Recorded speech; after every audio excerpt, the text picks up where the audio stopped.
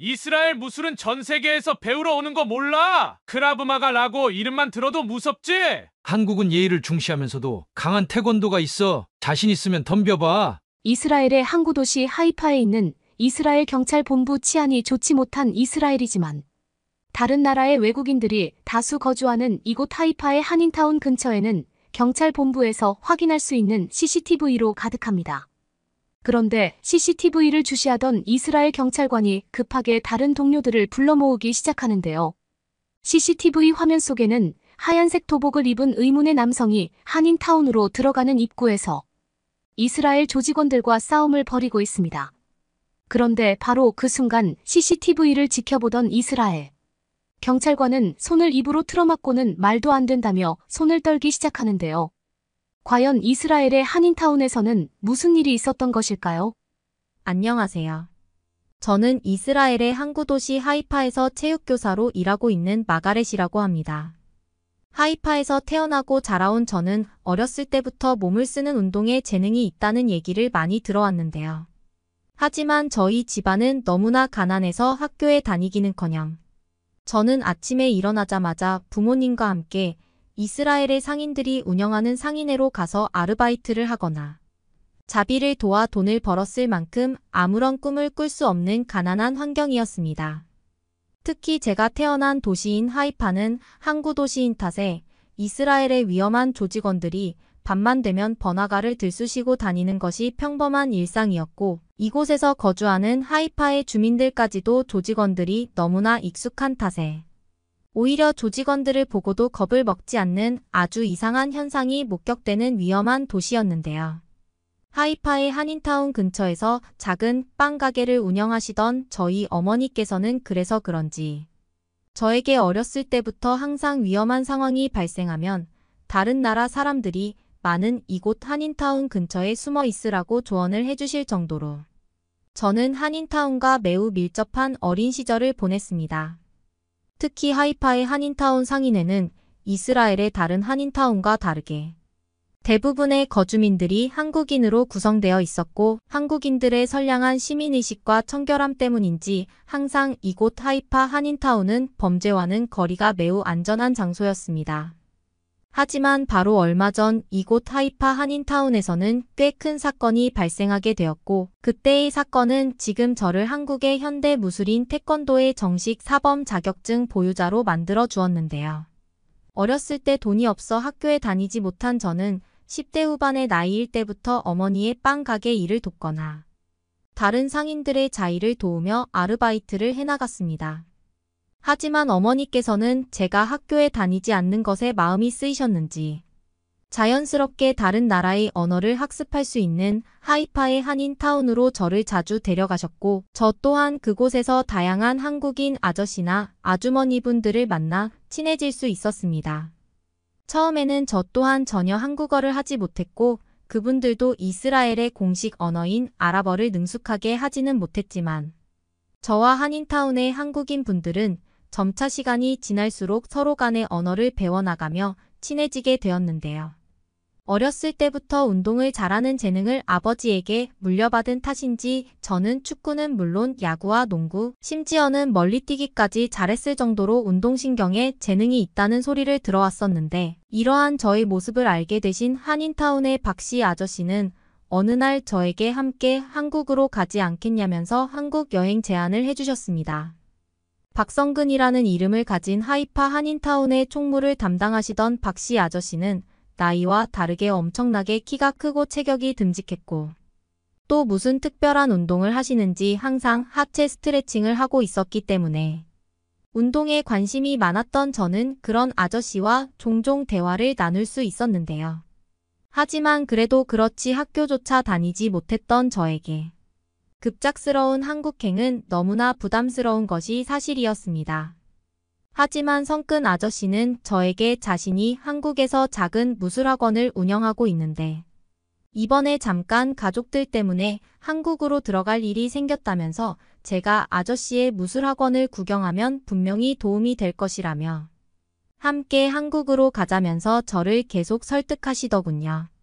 한인타운의 한국인 분들과 친하게 지내고 있을 뿐 한국에 대해서는 전혀 몰랐던 저는 안 그래도 치안이 좋지 못하고 마음이 불편한 나라인 이스라엘에서 태어난 것이 큰 스트레스였는데, 이러한 상태에서 다른 나라를 가야 된다는 것은 저에게 엄청난 압박이었습니다. 그런데 성큰 아저씨의 한국행 제안 소식은 저희 어머니의 귀에도 들어가게 되었고, 어느 날 어머니께서는 저를 저녁 식사 시간에 부르시더니 성큰 아저씨와 함께 걱정 말고 의미 있는 한국 여행을 다녀오라면서 돈이 들어있는 작은 꾸러미를 주셨습니다. 어머니께서는 살면서 해외여행을 해볼 수 있는 기회가 많이 없을 텐데, 오히려 성큰 아저씨한테 너무나 고맙다면서 한국은 배울 것이 많은 선진국의 나라이니 더는 망설이지 말라는 말씀을 하셨어요. 없는 살림에 돈까지 건네주시는 어머니의 모습에 저는 마음이 흔들렸고, 결국 다음날 저는 성큰 아저씨를 찾아가 같이 한국으로 떠나자면서 저의 결심을 말씀드리게 되었습니다. 아저씨께서도 저에게 생각을 잘했다고 했고, 가서 맛있는 것도 먹고 자신이 보여주고 들려주고 싶은 것도 있으니 후회는 하지 않을 것이라면서 저에게 한국행 일정에 대해 상세히 가르쳐 주셨습니다. 그렇게 약 1개월 뒤 도착한 한국은 제가 지금껏 살아오던 이스라엘이라는 나라가 증오스럽게 느껴질 정도로 대단한 나라였는데요. 이제 막 20살의 나이였던 저에게 모든 것이 크고 아름다운 한국의 공항은 천국 그 자체였습니다.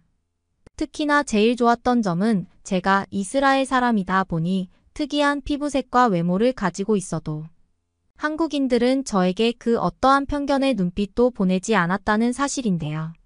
실제로 제가 태어난 나라인 이스라엘에서는 같은 이스라엘 사람이라도 빈부 격차가 너무 심해서 입고 있는 옷만 보고서 사람을 차별하는 경우가 많은데, 왠지 모르게 이스라엘의 최상층 사람들보다 더욱 부자처럼 보이는 한국인들은 저에게 그 어떠한 차별도 보이지 않았습니다. 특히 이러한 점은 한국으로 들어가는 입국 심사를 할 때부터 너무나 저에게 크게 다가왔는데요. 하지만 한국인 직원분들은 그저 저에게 어떠한 목적으로 한국을 방문했는지 정도만 물을 뿐 강압적인 태도는 전혀 보이지 않으셨고, 그저 행복한 여행이 되길 바란다는 감사한 말까지 건네주시면서 저를 응원해 주셨습니다. 신기했던 것은 다양한 나라의 사람들이 방문해서 그런 것인지 대부분의 한국인 공항 직원분들이 이스라엘의 공용어인 아랍어를 자유롭게 구사하시면서 저에게 매우 원활한 의사소통을 보여주셨다는 사실이죠. 그렇게 매우 행복한 입국 심사를 마치고 저와 함께 한국으로 돌아오신 박 씨.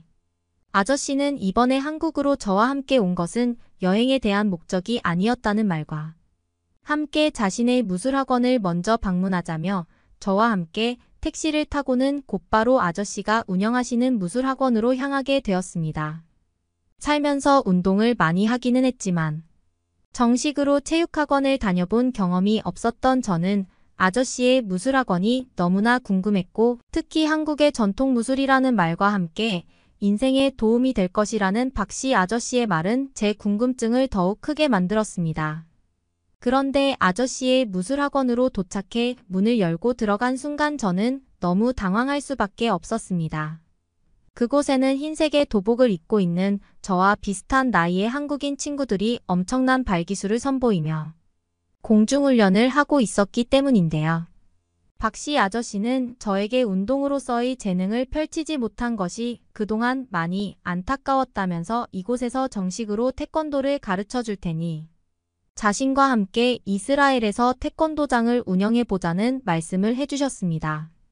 박씨 아저씨는 이미 한국에서 2곳이 넘는 정식 태권도장을 운영하고 계셨고, 가족들 때문에 이스라엘에 가게 된 것이었지만 이스라엘의 한인타운 근처의 한국 전통의 태권도장을 차려 이스라엘에서 태권도를 알리고 싶다는 간단한 목표를 말씀해 주시더군요.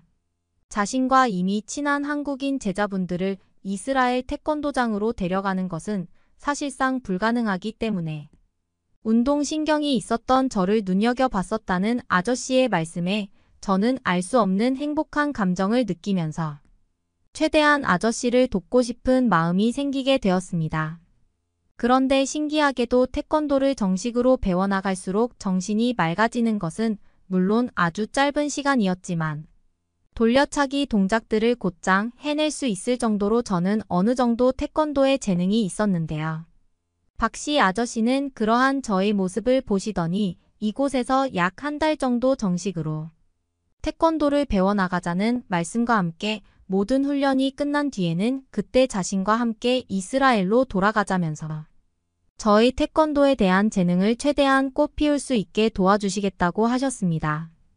특히 그곳에 있던 아저씨의 한국인 태권도 제자분들은 저와 전혀 의사소통이 되지는 않았지만 오직 태권도라는 목적 하나로 같이 땀을 흘리며 손짓 발짓으로 의사소통이 되는 것이 너무나 신기했고 특히나 아저씨께서는 훈련하던 도중 종종 저에게 태권도의 기본적인 정신 상태에 대해서 꽤 많은 강조를 하셨는데요. 박씨 아저씨께서는 이스라엘의 위험한 치안 때문에 이스라엘 한인타운 거주민들이 스스로 몸을 보호할 수 있는 운동을 한 가지는 가지고 있어야 된다는 생각을 하셨다면서 이번 한인타운의 태권도장 오픈도 그러한 목적에서 시작된 것이라는 정말 놀라운 말씀을 해주셨습니다. 태권도를 배워나갈수록 저는 하루가 다르게 발차기의 탄력이나 회전에 능숙해지기 시작했고 한 달여의 모든 훈련이 끝났을 때에는 아저씨의 한국인 제자분들과 정식 태권도 규칙으로 시합을 해도 어느 정도 점수를 얻어내는 실력에까지 빠르게 성장하게 되었습니다. 심화 과정이 아닌 속성으로 배운 태권도의 실전과 무술 훈련이었지만 그 한 달의 시간 동안 저는 육체뿐만 아니라 정신적으로도 성숙하게 되었고 심지어는 제가 그동안 가난하다는 사실에만 너무 집중한 나머지 저의 인생을 놓치고 있었다는 인생의 경험까지 깨닫게 되었죠. 아저씨께서는 마지막으로 저에게 몇 가지 기본적인 전통 품새를 가르쳐 주시고는 이스라엘에서 태권도장을 오픈한다면 현지인들과 효과적으로 의사소통이 되는 저의 역할이 너무나 중요하다면서 급여 부분에 대해서도 제가 너무나 놀랄 만큼 높게 말씀을 해주셨기에 저는 그저 감사하다는 말을 하며 눈물을 흘릴 수밖에 없었습니다. 그렇게 약 한 달 반 정도의 훈련을 마친 뒤 아저씨와 함께 이스라엘로 돌아가게 된 저는 곧바로 이스라엘에서의 태권도장 오픈을 위해 아저씨를 도와 건물 인테리어를 진행해 나갔습니다. 이미 박씨 아저씨께서는 이스라엘 한인타운 근처에 건물 계약을 해놓으신 상태였고 인테리어 업체도 계약을 하신 상황이었으나 저는 딱히 할 것도 없었고 아저씨를 돕고 싶은 마음에 태권도장의 오픈을 아저씨와 함께 준비하게 되었습니다. 무려 6개월에 걸친 대공사였기에 시간은 꽤 걸리는 것 같았지만 조금씩 완성되는 태권도장을 볼수록 제 마음은 더욱 벅차기만 했는데요. 약 2개월쯤 지나 태권도장에 간판까지 붙여 어느 정도 모습이 갖춰졌을 때는 한인타운 거주민들 뿐만 아니라 이스라엘 주민들한테도 한국의 전통 무술인 태권도에 대한 유행이 생기게 될 정도로 이스라엘 한인타운 근처에 최초로 생긴 박씨 아저씨의 태권도장은 문을 열기도 전부터 엄청난 인기를 만들어냈습니다. 특히 돈을 벌고 싶은 마음이 아닌 오직 한국의 태권도를 알리고 싶던 목적의 박씨 아저씨는 태권도장을 공개하게 된다면 굉장히 저렴한 수강 비용만 받고 수강생들은 평생 태권도장을 쓸 수 있게 하겠다는 계획까지 가지고 계셨을 정도로 태권도에 대한 자부심은 물론 넓은 마음마저 가지고 계신 분이셨죠. 그런데 태권도장의 오픈을 한 달 정도 앞두고 있던 어느 날, 저는 새벽 시간을 이용해 내부 공사 중이던 태권도장을 방문하게 되었습니다. 박씨 아저씨께서는 태권도장의 공사가 조금씩 늦어지고 있다면서 자신과 함께 약 일주일 정도 새벽 시간에 함께 내부 인테리어를 같이 하는 것이 어떻겠냐는 제안을 해주셨고 저 또한 매우 흔쾌히 아저씨와 함께 작업하기로 약속을 했던 상황이었죠. 아저씨께서는 먼저 도장에 도착해 계신 것인지 태권도장에는 작은 불빛이 새어나오고 있었고 저는 곧바로 아저씨를 돕기 위해 태권도장의 문을 열고 들어가게 되었습니다. 하지만 아저씨는 내부 공사를 하시다가 잠시 화장실을 가신 것인지 도장에는 문만 열려 있을 뿐 아무도 보이지 않더군요. 곧바로 공사를 위한 작업복으로 갈아입고 아저씨가 하시던 작업을 이어서 하고 있었는데 갑자기 태권도장 밖에서 소란스러운 소리가 조금씩 들리기 시작했습니다. 처음에는 별것 아니라고 생각했지만 소리는 조금씩 저희 도장에 있던 한인타운 근처로 가까워지고 있었고 소리만 들어보아도 꽤 많은 사람들이 고함을 지르면서 다가오는 듯한 좋지 않은 느낌이 들었는데요. 혹시나 하는 마음에 창밖을 내다본 저는 아니나 다를까 이스라엘의 조직원으로 보이는 10여 명의 조직원 사람들은 물론 그들이 들고 있는 큰 가방을 통해 한인타운 사람들의 돈을 노리고 왔다는 것을 짐작할 수 있었습니다. 살면서 이러한 경험이 꽤 많았던 저는 곧바로 태권도장에 불을 끄고 사람이 없는 척 숨을 수밖에 없었습니다. 어렸을 때 부모님께서 나섰다가 이스라엘 조직원들에게 돈을 뺏겼던 경험이 있던 저로서는 아무것도 할 수가 없었고 그저 두려움에 떨며 숨죽이고 있을 수밖에 없었죠. 그런데 바로 그 순간 창밖에서 비명소리와 함께 무언가 물건이 부서지는 듯한 소리가 들려왔습니다. 너무나 당황했던 저는 곧바로 창밖을 내다보았고 그곳에는 박 씨의 아저씨가 가벼운 스텝을 밟으면서 뒤돌려차기를 통해 이스라엘 조직원들을 혼자서 밀어내고 계셨는데요. 다행스럽게도 조직원들은 위험한 무기를 가지고 있지 않은 맨몸 상태처럼 보였고 저는 박 씨의 아저씨가 시간을 벌어주시는 사이 경찰에게 신고를 하고 곧바로 아저씨에게 달려갔습니다. 이미 제가 확인을 했을 때에는 인원수가 많은 이스라엘 조직원들이 단 한 명의 박 씨 아저씨에게 겁을 먹고 접근하지 못하던 상태였고 제가 1층에 도착했을 때에는 약 17명의 이스라엘 조직원들이 바닥에 쓰러져 고통스러워하고 있었습니다. 제가 온 것을 확인한 아저씨께서는 곧바로 위험하다고 소리치시며 앞에 있던 조직원들과 발차기를 하며 싸움을 하셨고 저는 겁이 났지만 그동안 배운 태권도를 떠올리며 조직원들에게 타격은 주지 못해도 저에게 접근하지 못하게 위협은 할 수 있었는데요. 소란스러운 싸움 소리에 한인타운의 한국인 분들은 잠에서 깨셨는지 야구 방망이는 물론 골프채까지 챙기셔서 저희와 함께 이스라엘 조직원들을 밀어내셨고 얼마 지나지 않아 경찰차 소리가 들리게 되자 이스라엘 조직원들은 차를 타고 도망쳐버리더군요. 조직원들의 수가 많았지만 박 씨 아저씨는 제가 올 때까지 혼자서 이스라엘 조직원들을 발차기로 밀어내셨고 저는 바로 그때 박 씨 아저씨가 20년이 넘게 실전 태권도를 훈련하신 엄청난 분이라는 것을 알게 되었습니다. 저와 아저씨에게 달려오신 한인타운 한국인 분들은 그날 이후 사비를 꺼둬 이스라엘 한인타운 전체 지역에 CCTV를 설치하셨고 특히 한인타운의 입구에 있는 박 씨 아저씨의 태권도장을 이용해 항상 그곳에서 또 다른 조직원들이 오지는 않는지 경계를 하는 시스템까지 마련하게 되었죠. 그리고 그날의 사건은 한인타운 근처 이스라엘 거주민 지역까지 퍼지게 되었고 태권도의 힘이 실전에서도 얼마나 강한지 소문이 나게 되자 저와 아저씨의 태권도장은 밀려드는 수강 신청생들로 대박이 나게 되었습니다. 물론 돈을 위한 목적으로 태권도장을 열게 된 것은 아니었으나 박 씨 아저씨께서는 이번 기회에 확실히 한국의 태권도를 알려야겠다면서 밤낮 가리지 않고 열정적으로 이스라엘 학생들과 주민들에게 태권도를 가르쳐 주셨고 그렇게 한인타운 전체 지역에는 그날 이후 단 한 번도 이스라엘 조직원이 접근하지 않았습니다. 그리고 약 2년이라는 시간이 지난 지금 저는 이스라엘의 한 고등학교에서 학생들을 상대로 한국의 전통무술 태권도를 가르치고 있습니다. 자신의 몸을 지키기 위해서 다양한 무술이 있겠지만 올바른 정신을 단련하는 것에서는 태권도만한 무술이 없다는 것을 깨달은 저는 지금 태권도장을 열정적으로 운영하고 계시는 박 씨 아저씨의 정신을 본받아 이스라엘 학생들에게 학교 체육 수업을 통해 태권도를 가르치게 되었죠. 빠른 시일 내에 제가 태어난 이스라엘 마을에서도 한국식 태권도장을 오픈하고 싶은 꿈이 있는 저는 오늘도 열심히 학생들과 태권도 수업을 이어나가고 있습니다. 나중에 한국에 가게 된다면 어디 지역의 태권도장을 가보면 좋을까요? 그러면 다음 사연으로 넘어가겠습니다. 아니 이게 실제 학교 영상이라고?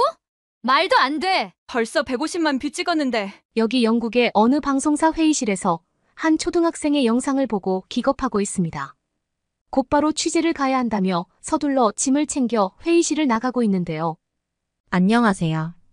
저는 런던의 한 중학교에서 뮤지컬 동아리를 다니고 있는 테이라의 엄마입니다. 테이라는 제게 눈에 넣어도 아프지 않을 소중한 딸이에요. 처음엔 제가 아이를 낳는 건커녕 결혼도 못할 줄 알았는데 우연히 남편을 만나 운명처럼 사랑에 빠졌습니다. 그런데 행복할 줄만 알았던 저희는 긴 암흑기를 가지게 되었죠. 바로 아이 때문입니다. 결혼하고 곧바로 아이를 가지려고 노력했지만 나이가 많아서인지 잘 되지 않았습니다. 3년 넘게 임신을 시도하다가 몸과 마음이 지쳐 단념하려고 할 때 정말 기적처럼 아이가 찾아와 주었습니다.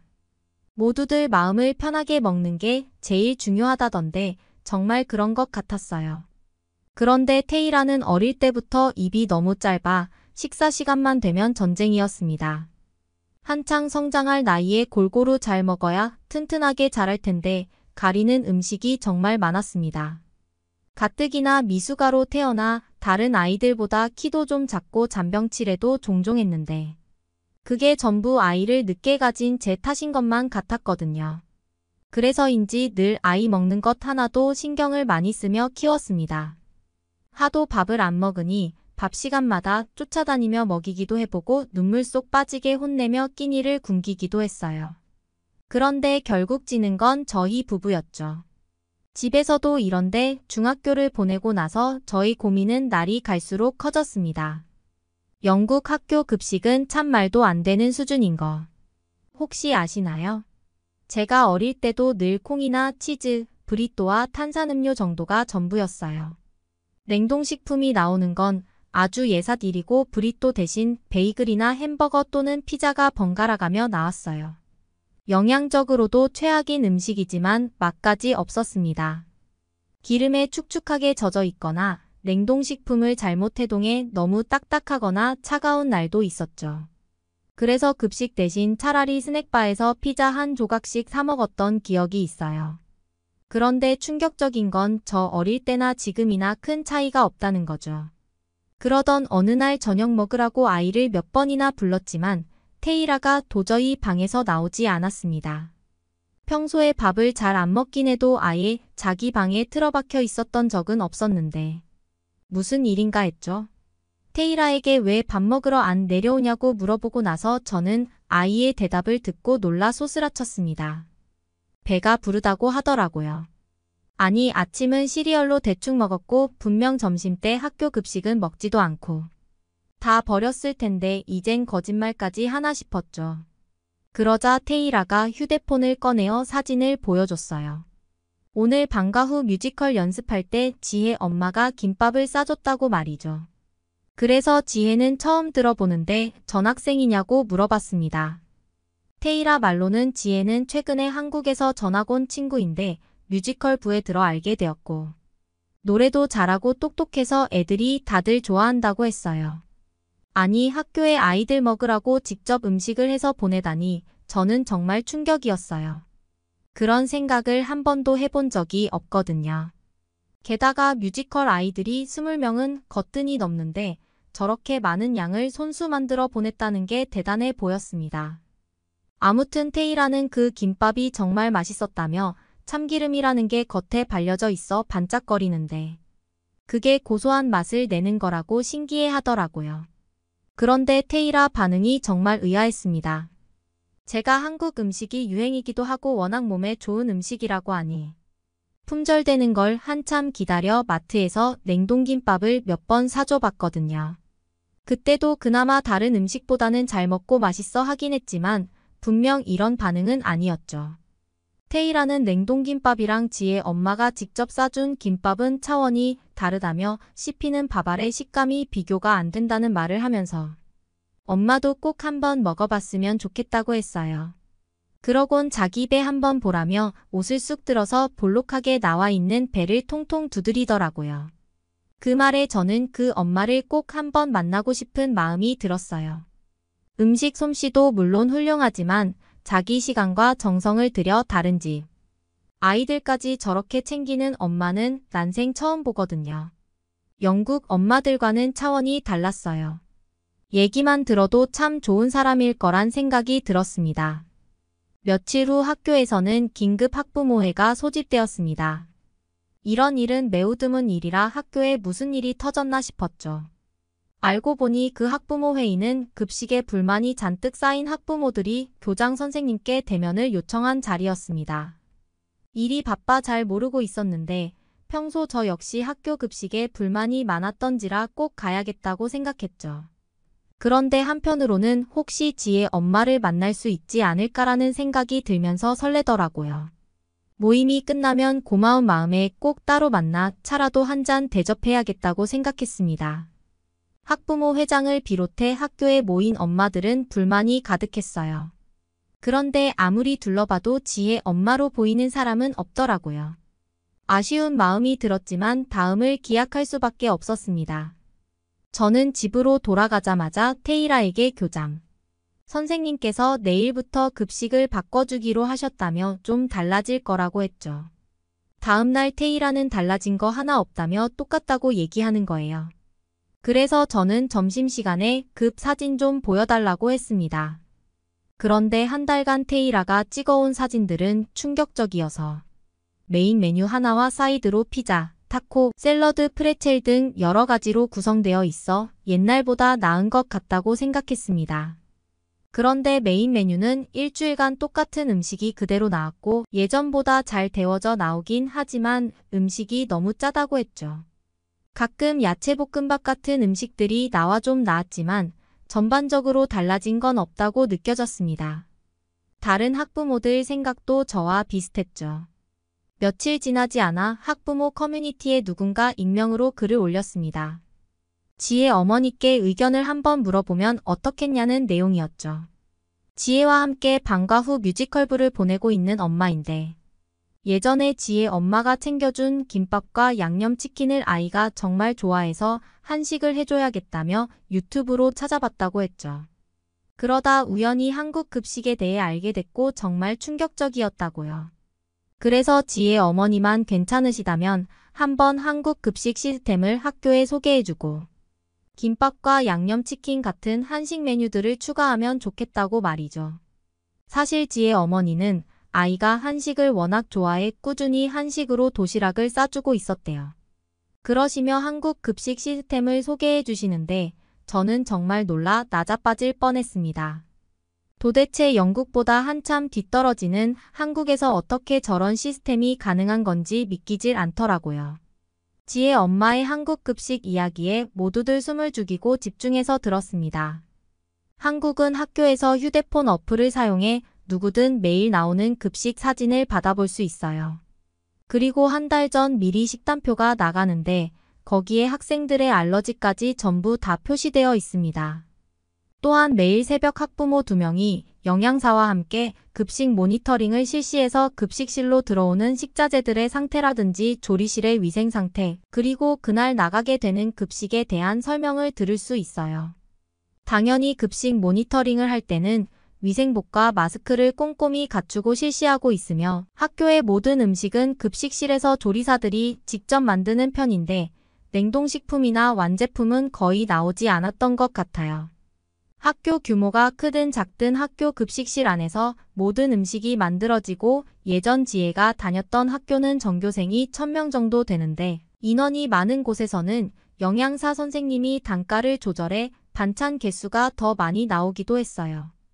또한 학교에서 제공되는 모든 식자재들은 유기농 제품으로 국가에서 직접 경쟁업체들끼리 입찰을 붙여 진행하죠.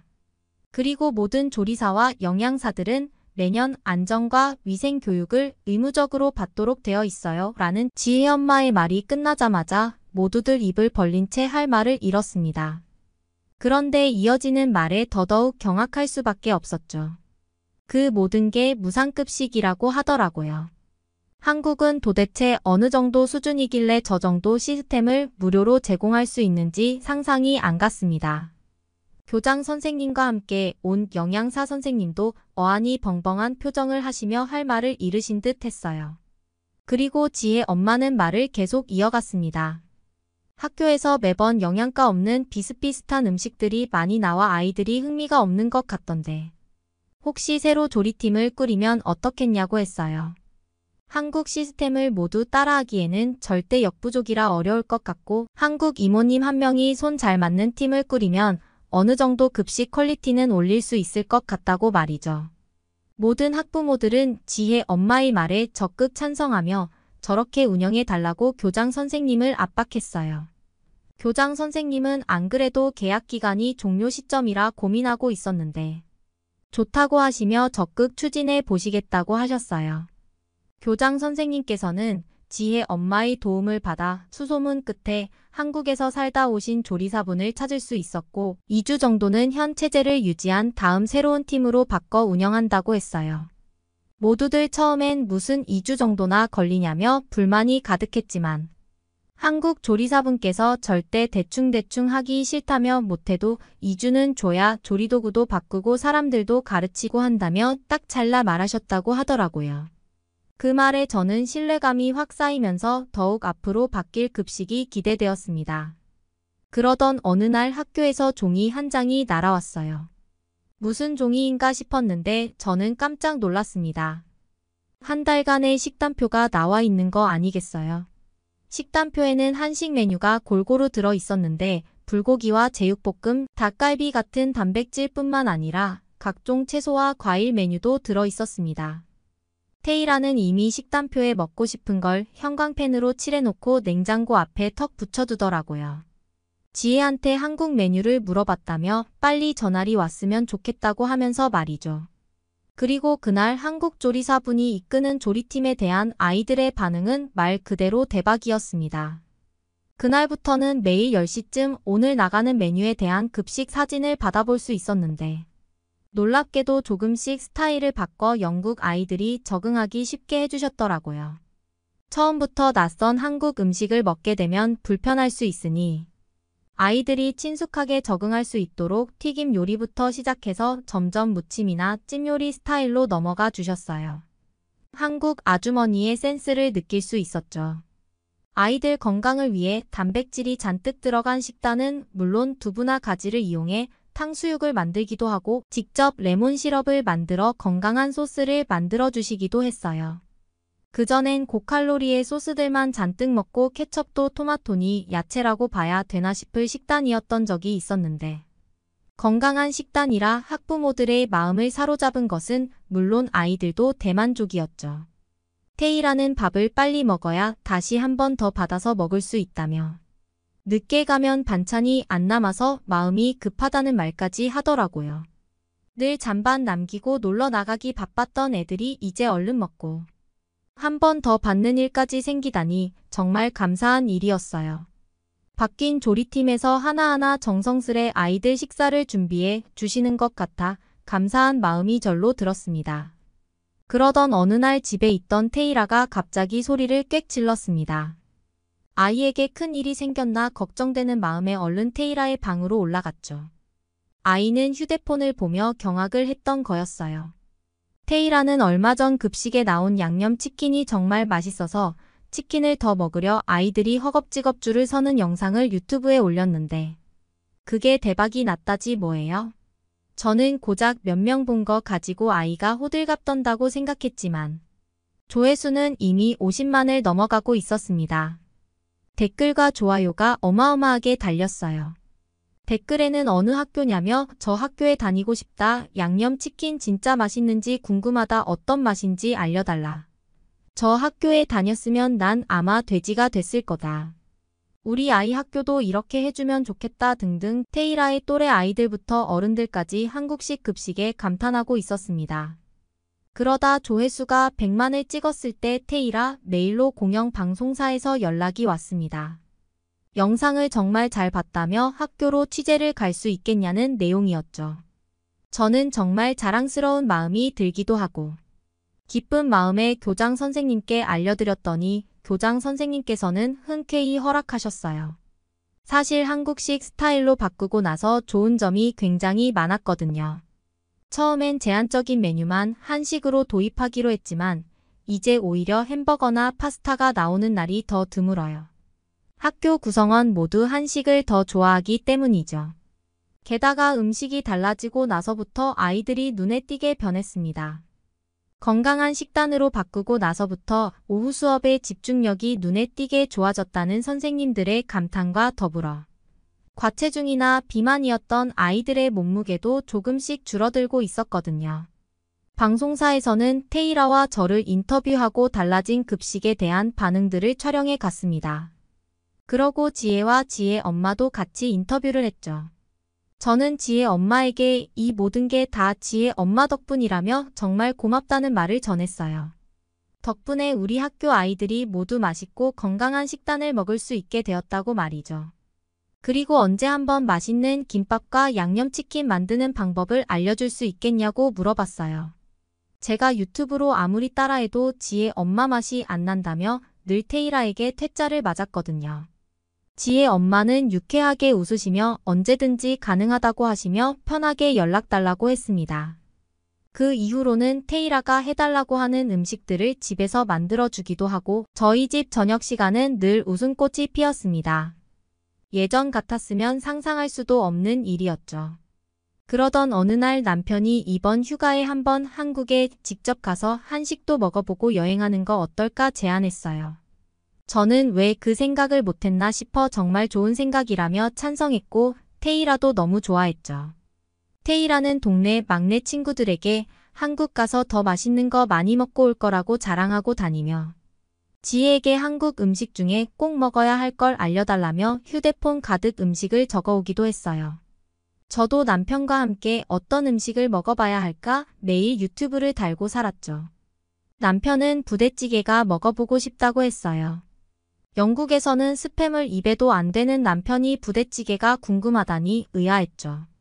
남편은 그런 스팸이라도 한국 양념이 들어가면 다를 것 같다며 비주얼이 너무 특이하고 거기에 라면사리랑 떡 사이를 꼭 넣어 먹어보고 싶다고 하더라고요.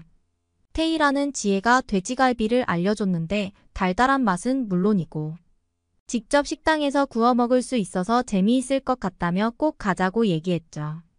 사진을 찾아봤더니 좀 거뭇거뭇한 색깔이라 이게 맛있을까 의아했어요. 그렇지만 입 짧은 우리 애가 저렇게 반짝반짝한 눈으로 설명하는데 뭔들 다 사주고 싶었어요. 그리고 저는 쌈밥을 한번 먹어보고 싶었습니다. 지혜 엄마에게 한식을 배우기도 하고 테이라가 급식에서 맛있어 한 음식들을 검색해보면서 쌈밥을 알게 되었거든요.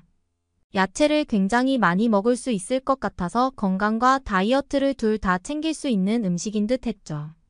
한국 사람들은 김밥이든 쌈밥이든 밥을 어디에 싸먹는 걸 굉장히 좋아하는 것 같다는 생각도 했습니다. 잔뜩 기대에 부풀어 떠난 한국 여행은 어땠을 것 같나요? 그야말로 환상적이었습니다. 놀라움의 연속이었죠. 남편과 부대찌개를 먹을 땐 언제 알아봤는지 음식을 기다리며 이 음식에 대한 설명을 막 해주더라고요. 부대찌개는 한국전쟁이 끝나고 단백질을 많이 섭취하기 위해 미군 부대 식당에서 소시지와 스팸을 넣어 만든 음식이라고 했어요.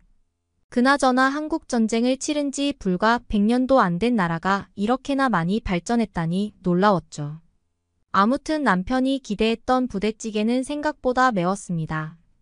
그러나 다양한 재료들이 어우러져 오묘하게 계속 당기는 맛이었죠. 게다가 영국에서 먹던 스팸과 부대찌개 속의 스팸은 차원이 달랐어요. 어떤 양념을 쓰냐에 따라 이렇게 맛이 달라지다니 놀라웠지. 테이라는 부대찌개 안에 라면에 푹 빠졌어요. 매워서 계속 콜라를 들이키면서도 너무 맛있다며 멈추질 못하더라고요. 학교에서 배웠는지 젓가락질도 꽤 능숙하게 잘했습니다. 저는 부대찌개 안에 떡사리가 정말 마음에 들어서 이건 밖에서 따로 사 먹어야겠다는 생각이 들었습니다. 검색해보니 그 종류가 매우 다양하더라고요. 근처 떡집을 가면서 저는 이거랑 일본의 모찌랑 똑같은 건가 생각했죠. 그러나 그새 남편이 모찌와 떡을 검색해서 알려주는데 떡은 곡식의 가루 분말들을 섞어 반죽을 만들어 찌고 빚은 음식이고 모찌는 찹쌀로 만들어 빚기만 하면 되는 음식이라고 했지. 모찌가 훨씬 쉽고 떡은 손이 많이 가는 음식이라고 했어요. 저희가 한창 모찌와 떡 얘기를 하는 사이 테이라가 사라졌어요. 주위를 둘러봤더니 벌써 떡집으로 가 떡을 고르고 있더라고요. 부대찌개 사이에 떡만 봤는데 형형색색의 다양한 떡들이 정말 많았습니다. 모두 먹음직스러워 보여 한참을 골랐죠. 주인 아주머니께서 어떻게 알고 떡집에 왔냐며 저희에게 입맛에 맞을 만한 떡들을 추천해 주셨습니다. 그리고 서비스라며 음료수를 하나 주시더라고요. 저희는 음료수를 한 입 먹고 두 눈이 번쩍 떠졌어요. 아주머니께선 식혜라고 하셨는데 달달하고 시원하니 정말 맛있더라고요. 한국 사람들은 어쩜 쌀 하나로 떡도 만들고 음료수도 만들고 아이디어가 기발하다고 생각했습니다. 그러니 아주머니께서 술도 만들 수 있다며 덧붙이셨어요. 막걸리라는 걸 꼭 한번 먹어보라고 하셨죠. 저는 정 많은 아주머니 덕에 식혜도 먹고 막걸리에 대한 정보도 얻고 기분 좋게 떡집을 나섰습니다. 그리고 그날 저녁은 갈비를 먹으러 갔죠.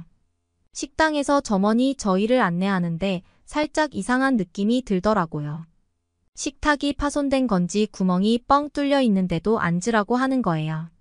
뭔가 잘못된 것 같아서 말하려는데 엄청 뜨거운 화로를 들고 들어와 구멍에 쏙 집어넣었어요. 테이라가 고기를 직접 구워 먹는다고 하더니 이렇게 눈앞에서 바로 구워 먹을 줄은 상상도 못했어요. 테이라는 재밌겠다며 박수를 쳤죠. 보통 영국에선 화로와 테이블을 오가며 구운 고기를 옮기고 왔다 갔다 하는데 여기선 따뜻한 고기를 바로 먹을 수 있다는 게 정말 큰 장점 같았어요. 이런 기발한 아이디어는 어디서 나오는 건지 놀라웠습니다. 영국에 이 구멍 뚫린 테이블을 하나 사서 마당에 두고 싶었죠. 직원분들께서는 고기를 들고 와 직접 불판에 올려 구워주셨어요. 게다가 고기를 나이프가 아니라 가위로 잘라주더라고요. 고기를 가위로 자른다는 생각은 못 해봤는데 정말 획기적이었어요.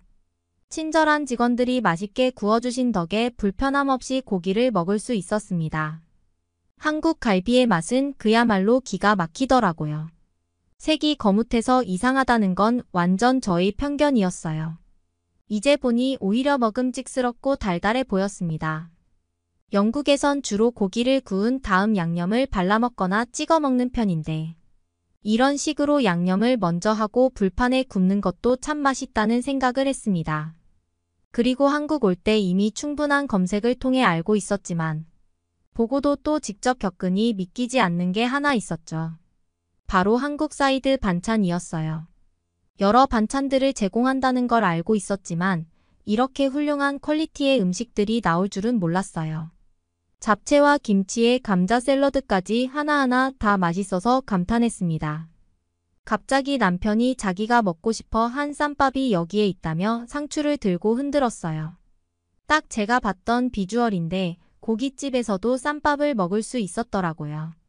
직원은 셀프바에 가시면 더 많은 야채가 있다고 마음껏 가져가라고 하셨습니다. 과연 한국 인심은 끝이 없다는 생각이 들었죠. 상추에 밥을 올리고 양념된 고기를 올린 후 쌈장을 찍어 먹으니 한입 가득 행복함을 느낄 수 있었습니다. 그렇게 저희는 여행하는 동안 맛있는 음식들을 먹으며 즐거운 여행을 하고 돌아왔죠. 한국의 음식이 정말 놀랍다는 걸 또 한 번 느꼈습니다. 그리고 더 열심히 한식을 연구 중이죠. 다음에 김장 시즌이 되면 지혜 엄마를 따라 진짜 김장도 한번 해보려고 생각하고 있어요. 한국 사람들의 음식에는 단순히 배를 채우는 게 다가 아니라 함께 나누는 정과 따뜻함이 배어 있었습니다. 다음에 한국에 가면 더 다양한 음식을 먹어보고 오려고 해요. 한국에서 어디로 가면 맛있는 음식을 먹을 수 있을지 추천 부탁드려요. 그러면 다음 사연으로 넘어가겠습니다. 여기는 덴마크의 한 대학교 한 여성이 학과 방을 열심히 청소하고 있습니다. 이내 이 여성은 어떤 물체를 발견하더니 충격을 받고 마는데요. 대체 이 여성이 발견한 물체의 정체가 뭐였는지 한번 알아보러 가실까요? 안녕하세요. 제 이름은 모르테예요. 저는 덴마크의 한 대학교에서 한국학을 전공하는 신입생이랍니다. 한국에 대해 관심이 많았던 저는 대학에 입학하자마자 한국어학과를 선택했죠. 처음 배울 때만 해도 낯설고 어려웠던 한국어도 이제는 제법 익숙해졌어요. 매일 한국어 수업을 들으면서 실력도 점점 늘어가고 있는 게 저조차도 느껴질 정도더라고요. 곧 저희 학교에서 1년에 딱 한 번 열리는 축제가 다가온대요.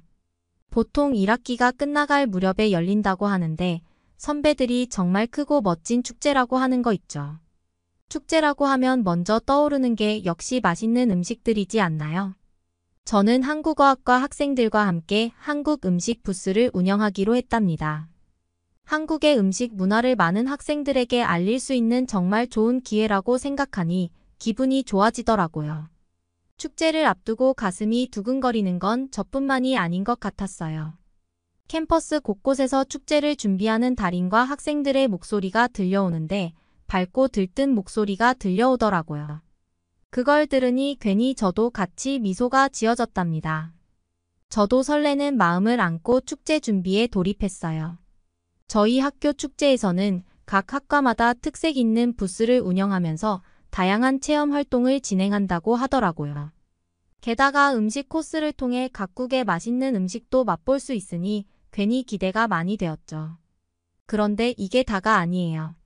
축제 기간 동안 가장 높은 매출을 기록한 학과에게는 상금까지 주어진다는 게 아니겠어요. 3위까지 상금이 주어진다고 하니 학과 학생들 모두가 열심히 준비하더라고요. 저희 한국어학과도 예외는 아니었어요. 학과 선배들을 중심으로 회의가 이어졌고 우리만의 독특한 메뉴를 선보이기로 의견을 모았죠. 고민 끝에 우리가 선택한 건 바로 김치였어요. 한국 하면 떠오르는 대표 음식이잖아요. 그래서 김치를 활용한 다양한 메뉴를 준비하기로 했죠. 메뉴 선정에 있어서 가장 큰 역할을 한 건 바로 수키 선배였어요. 한국에서 온 수키 선배는 김치로 만들 수 있는 음식들의 레시피들을 거의 줄줄 꿰고 있었거든요. 선배의 추천으로 김치볶음밥과 김치찌개 그리고 불고기, 떡볶이, 계란말이, 빈대떡 등 5가지 메뉴가 최종으로 결정되었어요. 여기에 덤으로 미니 부대찌개를 서비스로 곁들이면 소주도 함께 판매할 수 있을 거라는 의견도 나왔죠. 수키 선배의 의견을 듣고 다른 선배들도 엄청 좋아하는 눈치였어요. 오죽하면 수키 선배가 말을 하자마자 다른 이견 없이 바로 그 의견대로 하자고 할 정도였으니까요. 선배 덕분에 저희 한국어학과 학생들은 축제 당일을 위해 만반의 준비를 할 수 있었답니다. 좋은 성과를 내서 꼭 1등을 차지하고 싶다는 욕심이 마구 들었어요. 축제 준비를 하면서 문득 궁금증이 생기더라고요. 선배는 한국인인데 어쩌다가 덴마크까지 와서 한국어학을 공부하게 된 건지 말이에요. 아무래도 한국인은 한국에 대해서 잘 알 텐데 왜 덴마크까지 와서 한국에 대해 배우는 거지 싶었죠. 마침 휴식 시간에 수키 선배가 옆자리에 있어 자연스럽게 물어봤답니다. 수키 선배는 이전에 여행으로 덴마크를 잠깐 온 적이 있었는데 주위를 둘러볼 때마다 자연만 있는 풍경을 보고 반해버렸다고 하더라고요. 그래서 덴마크에서 와서 살아야지 다짐했는데 여기서 선배가 스스로 할 수 있는 것이 무엇인지 곰곰이 생각해 봤다고 하더라고요. 아무래도 요즘 한류가 전 세계적으로 퍼져나가고 있으니 한국의 문화와 역사를 더 깊게 배워서 덴마크 사람들한테 전파하고 싶었다고 말했어요. 그러려면 체계적으로 한국학을 공부하는 것이 가장 좋은 방법이라 생각했고 그래서 한국학으로 들어왔다고 하더라고요. 저는 선배의 얘기를 듣고 저렇게까지 자기의 나라에 자부심이 있을 수 있구나 생각하면서 괜히 부러움을 느꼈어요. 저는 덴마크를 살면서 다른 나라 사람들한테 가르쳐주고 싶을 정도로 좋다고 생각해 본 적은 없었거든요. 축제를 하루 앞두고 저희는 한인마트로 향했어요. 재료를 사러 가는 길이었죠. 모든 요리의 핵심 재료인 김치도 사야 했고 그 외에 생각보다 많은 재료들이 들어가더라고요. 한꺼번에 많은 재료들을 구매하려니 한 사람이 모두 들고 오기에는 힘들 것 같아서 결국 저희 중 수키 선배를 포함해 총 4명이 마트에 장을 보러 가기로 했어요. 대신 나머지 사람들은 음식 만들 준비를 하기로 했죠. 한인마트에 도착하자마자 저는 눈이 휘둥그레졌답니다. 생각보다 훨씬 큰 규모의 마트였거든요. 아무리 한국어학을 전공하고 있다고는 하지만 한인마트를 와볼 생각까지는 못했거든요. 진열 때마다 한국에서 직수입한 식재료들이 넘쳐났고 저 멀리 냉장 코너에는 생각한 것보다 많은 재료들이 있어 저는 보기만 해도 어떤 걸 사야 할지 전혀 모르겠더라고요. 이것저것 신기한 눈으로 구경하다가 문득 떠오른 게 있었어요. 바로 불닭볶음면이었죠. 이전부터 한국에서 엄청 유명하다는 라면이라고 듣기는 했는데 한 번도 직접 본 적은 없었거든요. 매운맛으로 소문난 불닭볶음면을 덴마크에서 먹어볼 기회는 흔치 않긴 했지만 여기 한인마트에 있을 것 같았죠. 제가 라면 코너를 샅샅이 뒤지고 있는데 선배가 다가와서는 제가 뭘 찾는지 물어보는 거 아니겠어요. 수키 선배에게 소심하게 불닭볶음면을 사고 싶다고 말을 했어요. 선배는 그 말을 듣더니 제가 귀엽다고 피식 웃으시더니 능숙하게 불닭볶음면을 바로 찾아주시더라고요. 그러면서 불닭볶음면은 굉장히 매운 편이라 치즈와 함께 먹으면 좋다며 치즈도 함께 담아주시는 거 아니겠어요. 처음 먹는 라면인데 꿀팁까지 얻어가서 너무 기분이 좋았죠. 마트 구경도 하고 필요한 재료도 잔뜩 구매하고 나서 학교로 돌아가서 저희 부스 안에다가 사온 재료를 모두 내려놓았어요. 드디어 축제 당일 축제 때 팔아야 할 음식들을 준비하기 위해 이른 아침부터 학교에 모였죠. 그런데 부스 안에 모여있는 학과 친구들과 선배들의 얼굴이 당황한 채로 웅성거리고 있더라고요. 저는 무슨 일이 있나 보다라는 느낌이 확 들어서 뛰어서 선배들한테 갔죠. 알고 보니 저희가 요리하면서 가장 많이 사용할 재료인 김치가 없어져 버렸다는 게 아니겠어요. 믿을 수가 없었어요. 그 많은 김치가 한 포기도 남김없이 없어졌다는 거 있죠. 그 양이 만만치 않았던 걸 생각하면 절대 실수로 잃어버린 게 아니었어요. 분명 누군가가 고의로 훔쳐간 게 틀림없어 보였어요. 왜 이런 짓을 한 건지 이해가 가지 않았죠. 저를 포함해서 다른 선배들 모두 의심이 가는 곳이 한 군데 있다고 임모와 말했어요. 다름 아닌 중국학과였죠. 평소에 중국학과 학생들은 우리 한국어학과를 보면 코웃음을 치며 무시하는 태도를 보였거든요. 얼마 전에는 저희 과에서 김치찌개와 김치볶음밥을 만들 거라고 하니까 중국학과 학생 하나가 억지를 부리는 거예요. 김치는 중국 음식인 파오차이를 훔쳐간 거라면서 김치 요리를 팔면 중국을 표절한 거라고 우기더군요. 말도 안 되는 주장이었지만 그런 모욕을 당한 뒤로 중국 학과에 대한 반감이 커질 수밖에 없었어요. 이번에 김치가 사라진 것도 그 학생이 주도했을 것이라고 저희는 확신했죠. 하지만 증거가 없으니 섣불리 행동할 순 없었어요. 더군다나 지금은 김치부터 어떻게든 구해와야 할 상황이었고요. 시계를 보니 축제 시작 시간이 얼마 남지 않은 거 아니겠어요. 김치 없이는 절대 부스를 열 수 없으니 서둘러 한인마트에 다시 가봤어요. 그런데 저희가 어제 축제 때문에 김치를 싹 쓸어와서 재고가 하나도 없다는 거예요. 직원에게 물어보니 오후나 다음 날에나 입고될 거라고 했죠. 이미 부스 오픈 시간은 얼마 남지 않았고 주변에 다른 한인마트도 없어 도무지 방법이 없어 보였어요. 모두들 넛이 나간 상태로 멍 때리고 있었죠. 그때 수키 선배가 말을 했어요. 김치를 구해오겠다며 어디론가 택시를 잡더니 혼자 사라졌죠. 저희가 도대체 이렇게 급한 상황에서 어디 가냐고 붙잡았지만 오히려 선배는 학교로 돌아가서 다른 사람들을 도와서 음식을 팔 준비를 마무리하라고 했답니다. 그렇게 20분쯤 지났을까요? 저는 깜짝 놀랄 수밖에 없었어요. 수키 선배가 두 손 가득 뭔가를 많이 가져온 거 있죠. 알고 보니 수키 선배가 아버지께서는 한 식당을 운영하신다고 말을 해줬어요. 선배가 집에 전화를 걸어 아버지께 사정사정 부탁을 했는데 흔쾌히 김치를 내어줬다고 하시더라고요. 선배 덕분에 한국어학과 부스는 예정대로 문을 열 수 있게 되었답니다. 축제가 시작되자 많은 사람들이 저희 한국어학과 부스로 몰려들었어요. 한국 음식에 대한 관심이 이렇게 뜨거울 줄은 상상도 못했죠. 개장 직후부터 긴 줄이 이어졌고 이와 다르게 중국학과 부스 앞에는 사람은커녕 파리만 날리고 있더라고요. 그걸 보고 꽂히다고 생각했어요.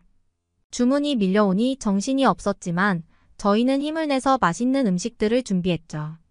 김치찌개는 뚝배기에 지글지글 끓고 있었고 불고기는 불판 위에서 노릇노릇하게 구워지고 있었어요.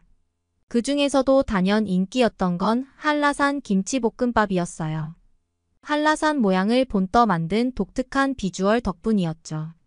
김치 볶음밥으로 산을 만들고 정상에는 하얀 치즈를 올려 백록담을 형상화했죠.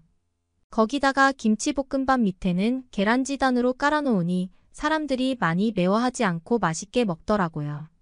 손님들은 모두 감탄하며 사진을 찍고 SNS에 올려준 덕분에 그걸 먹으러 손님들이 많이 찾아왔죠. 바쁘게 주문을 받던 중에 반가운 손님이 찾아왔어요. 로봇공학과의 김 교수님이셨죠. 젊고 잘생긴 한국인 김 교수님은 여학생들 사이에서 인기가 정말 많았답니다. 교수님께서는 지인 교수님들과 함께 축제장을 둘러보다 저희 부스에 들르셨어요. 그리고는 오랜만에 한국 음식을 먹고 싶어서 왔다고 말씀하시더라고요. 게다가 한국 부스에서 일하는 저희를 위해 학과 사람 수에 맞춰서 커피도 사주셨죠. 정말 제가 이래서 김 교수님을 너무 좋아한다니까요. 이런 센스 덕분에 여학생들한테 더 인기가 많은 거구나 싶었어요. 교수님께서는 저희가 만든 김치찌개를 한 입 맛보시더니 깜짝 놀라시더라고요. 얼큰하고 칼칼한 국물에 신김치 맛이 제대로 느껴지고 이렇게 맛있는 김치찌개는 처음이라고 극찬해 주셨어요. 교수님께서는 한국 음식 당길 때마다 한식당에 가시는데 그때마다 먹은 김치찌개는 김치가 덜 익어서 아쉬울 때가 많다고 하시더라고요. 근데 우리가 만든 김치찌개는 김치 맛이 진하게 우러나와 감동적이라며 엄지손가락을 치켜 세워주시는 거 아니겠어요. 저희는 수키 선배를 가리키면서 수키 선배 김치 덕분이라고 말을 했는데 수키 선배는 장난스레 역시 한국인 손맛은 따라올 수가 없나 봐요. 하면서 웃으면서 넘겼죠. 첫째 날이 성공적으로 끝나갈 무렵 수키 선배가 좋은 소식을 알려줬어요. 미니 부대찌개 덕분에 소주가 불티나게 팔린다는 거 있죠.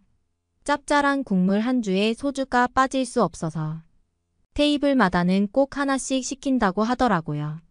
그래서 소주 재고마저 동날 지경이라고 했답니다. 부대찌개와 소주 조합 덕분에 매출은 훨씬 수월하게 목표치를 넘어섰어요. 처음 준비해본 축제지만 이렇게 성과가 있으니 뿌듯함 밖에 안 느껴지더라고요. 둘째 날에도 한국 부스의 인기는 식을 줄 몰랐답니다. 오히려 SNS에서의 입소문 덕분에 첫째 날보다 더 많은 사람들이 몰렸죠. 이른 아침부터 한인마트에 가서 잽싸게 구해온 신선한 김치로 어제에 이어서 김치찌개와 김치볶음밥을 만들 수 있었어요. 역시나 오늘도 중국학과 부스는 썰렁하기 그지없더라고요. 하염없이 기다리는 그들의 모습에서 안타까움마저 느껴질 지경이었어요. 그렇게 중국학과 부스를 바라보고 있는데 그중 한 명이 중국학과 다른 학생들을 데리고 우리 부스로 성큼성큼 걸어오는 게 아니겠어요. 예상대로 그 학생은 터무니없는 주장을 늘어놓기 시작했어요. 김치가 중국에서 유래했으니 한국이 중국 음식을 표절한 거라는 억지였죠. 고래고래 소리를 지르더니 급기야는 우리 부스 앞 테이블을 발로 툭툭 치기까지 하더라고요. 저희 과 사람들은 모두가 당황해서 어쩔 줄 몰라 하고 있었죠. 그런데 그때 수키 선배가 조용히 스마트폰을 꺼내 그 광경을 동영상으로 담고 있었어요. 그리고 선배는 중국 학생을 똑바로 응시하며 단호하게 말했죠. 이런 행동을 한 번만 더 한다면 선배가 직접 담당 교수님께 이 영상을 보여드리고 건의하겠다는 말이었어요. 이어서 선배는 비꼬는 듯한 말투로 이렇게 여기 와서 시비를 걸 정도로 중국학과 부스엔 사람 한 명 없이 한가한 모양이네라는 말과 함께 비웃었죠. 그 말에 중국 학생은 얼굴이 시뻘개지더니 씩씩거리며 자리를 뜨더라고요. 함께 왔던 중국학과 학생들도 얼른 그 학생을 따라 사라졌어요. 저희는 모두 선배한테 가서 너무 통쾌했다고 고맙다고 인사를 했답니다. 선배는 괜히 머쓱해하면서 다시 제자리로 가서 음식을 준비했죠. 항상 겸손한 선배를 보면서 배워야겠다고 생각했다니까요. 드디어 축제의 마지막인 시상식이 열렸어요.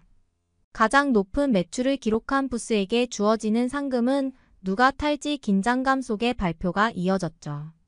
1등은 바로 한국어학과였고 한국어학과의 이름이 호명되는 순간 저희는 너무 신나 함성이 터져 나왔어요. 서로를 부둥켜 안으며 기쁨을 만끽했죠.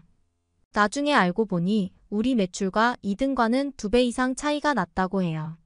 그만큼 한국 음식이 사랑받았다는 증거였죠. 그렇게 여름방학이 지난 후 개강 첫날 저는 동아시아 인문이라는 교양 강의를 신청했어요. 이 강의를 들으면 학점이 잘 나온다는 소문이 있어 신청했거든요. 거기다가 저는 한국학을 전공하고 있으니 딱 알맞은 과목이라는 생각이 들었죠. 그렇게 처음 강의실로 들어서는데 선배가 있는 게 아니겠어요. 저는 선배와 함께라면 이번 강의는 무사히 잘 마칠 수 있을 거란 확신이 들었답니다. 강의실이 조용해지고 드디어 교수님께서 강의실로 들어오셨어요. 교수님은 이번 학기에는 동아시아 국가들의 문화를 두루 살펴볼 것이라고 말씀하셨어요. 중국, 일본, 그리고 한국까지 말이에요. 그 중에서도 최근 전 세계적으로 주목받고 있는 나라인 한국을 먼저 얘기해 보겠다고 하셨죠. K-팝과 K-드라마 등 한국 대중문화가 어떻게 세계인의 마음을 사로잡았는지 열정적으로 설명해 주셨어요. 최근 넷플릭스에 올라온 한국 드라마인 기생수를 예로 들면서 한국의 콘텐츠들은 독창적인 스타일과 높은 완성도로 다른 나라들과 차별화된 매력을 선사한다고 평가하셨어요. 그런 이유로 최근 몇 년간 한국 문화의 세계화가 가속화되고 있다는 거였죠.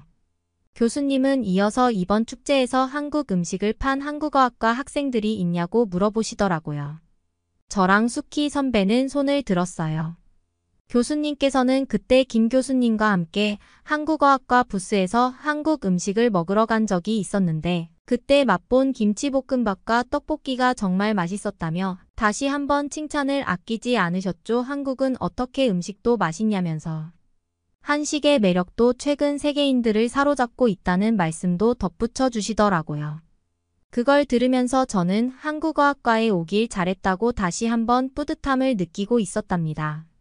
그런데 그 즐거운 분위기도 잠시 강의실 맨 뒤쪽에서 의문을 제기하는 목소리가 들려왔어요. 고개를 돌려보니 저번 축제 때 봤던 중국 학생이 손을 번쩍 들고 있었죠. 그때 팔았던 김치볶음밥이나 김치찌개에 들어가는 김치는 중국의 파오차이를 베낀 것이니 한국의 음식이라 할 수 없다는 주장이었어요. 저는 그 중국 학생을 빤히 쳐다봤어요.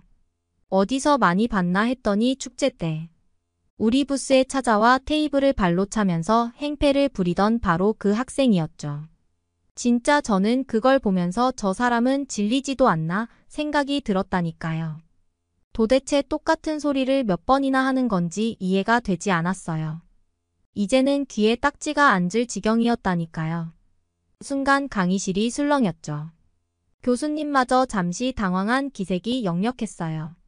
교수님은 학생에게 김치가 중국 음식이라는 근거를 대보라고 하셨지만 그 학생은 명확한 답변을 내놓지 못했어요. 대신 뜬금없이 다른 대답을 하면서 목소리를 높였죠.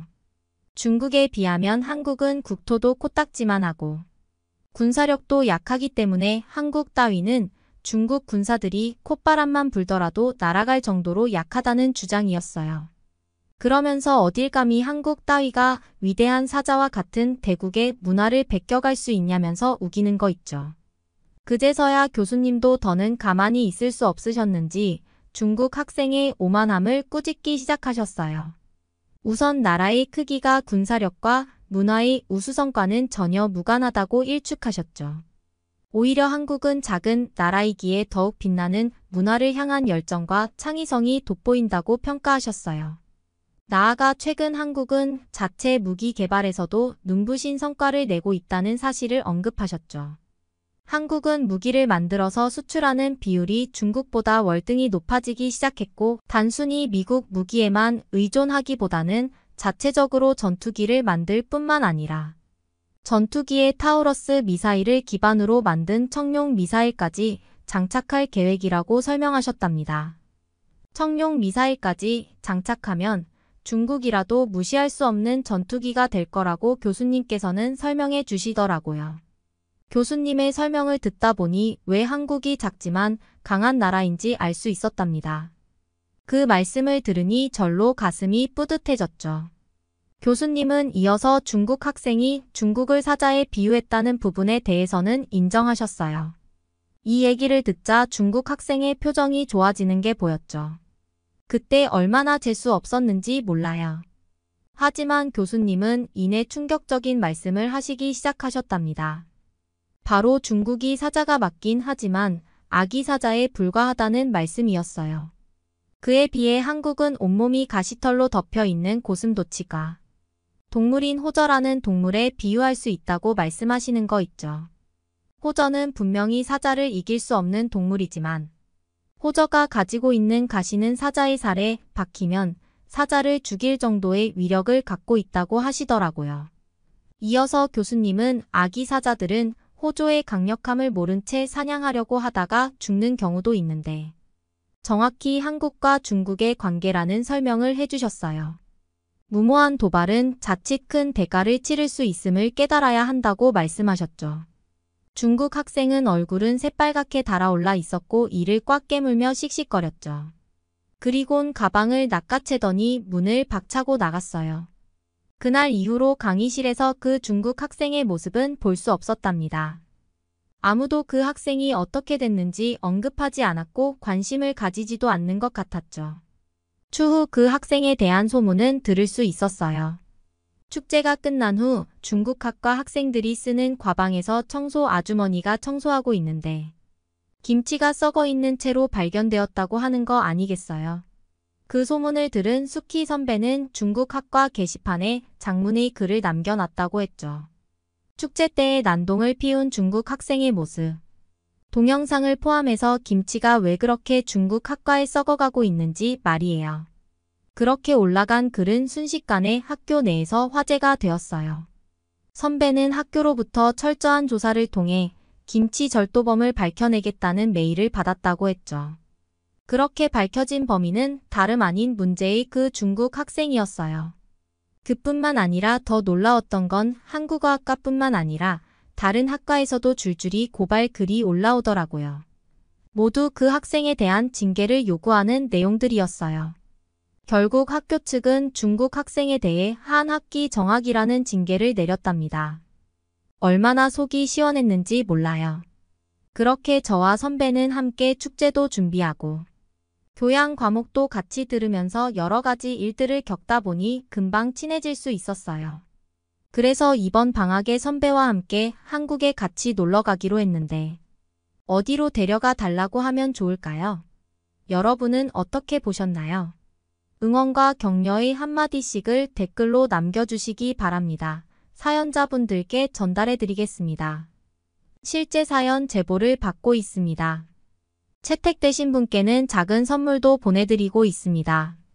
저희의 사연이 여러분의 하루에 작은 힘이 될 수 있었으면 좋겠습니다. 감동적인 사연을 주변 분들과 이야기 나눠보세요. 더욱더 좋은 영상으로 다시 찾아뵙겠습니다.